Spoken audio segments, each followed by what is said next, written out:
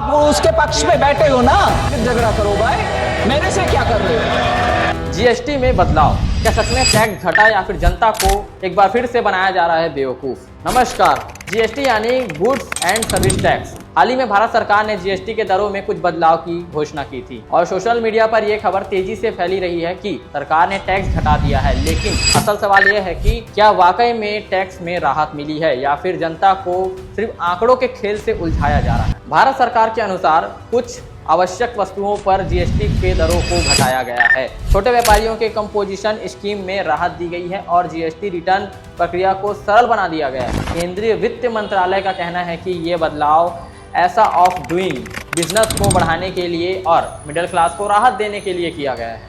लेकिन जमीनी सच्चाई पर अगर देखा जाए, जब हमने टैक्स एक्सपर्ट और चार्टेड अकाउंटेंट से बात की तो उन्होंने बताया कि हाँ, कुछ चीज़ों पर टैक्स घटा है, जैसे छोटे घरेलू उपकरणों या फिर कुछ खाद्य पदार्थों पर। लेकिन साथ ही कई सर्विस सेक्टरों और इनपुट टैक्स क्रेडिट की सीमा भी घटा दी गई है, जिससे छोटे व्यापारियों को अप्रत्यक्ष दबाव बढ़ गया है। यानी देखने में टैक्स घटा है लेकिन कुल खर्च में कोई फर्क भी मालूम नहीं होता है। जनता का अनुभव ये है कि आम जनता कह रही है कागजों में राहत है लेकिन बाजार में दाम वही।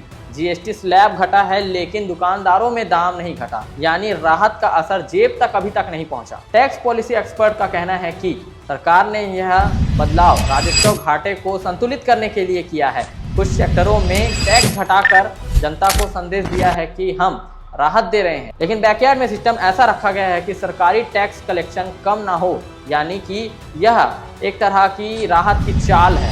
देखने में राहत लेकिन असल में रेवेन्यू न्यूट्रल प्लान। सरकार का इरादा सुधार का हो सकता है, लेकिन आम जनता के लिए यह बदलाव फिलहाल राहत से ज़्यादा भ्रम को लेकर है।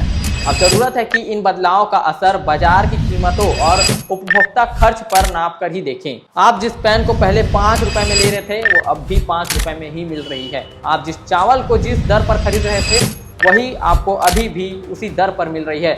आटा, चावल, दाल और अन्य रोजमर्रा की जिंदगी में यूज होने वाले सारी चीज़ें जिस दर पर आपको पहले मिलती थी अभी भी उन्हीं रेट पर मिल रही है। उनमें कोई भी बदलाव आपको अगर देखने को नहीं मिलता है तो आप भी इस बातों से रिलेट करते हैं। सरकार ने कुछ वस्तुओं पर जीएसटी के दरें घटाई तो हैं, जैसे छोटे व्यापारियों के लिए रिटर्न प्रक्रिया आसान की है, लेकिन कई सर्विस सेक्टर में टैक्स का इनपुट घटाया है। आम जनता को वास्तविक राहत महसूस नहीं हुई। टैक्स पॉलिसी का असर अभी पूरी तरह से साफ नहीं है।